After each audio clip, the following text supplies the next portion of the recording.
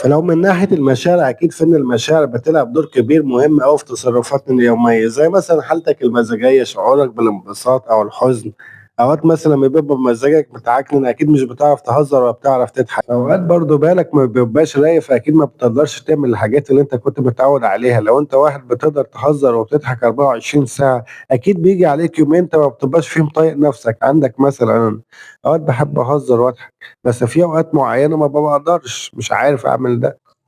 فعندك أنا لمّا أخويا مات كنت باجيب المخدة أحطها على وشي عشان أداري دموعي وعياطي، مش عايز حد يشوف حزني أو زعلي،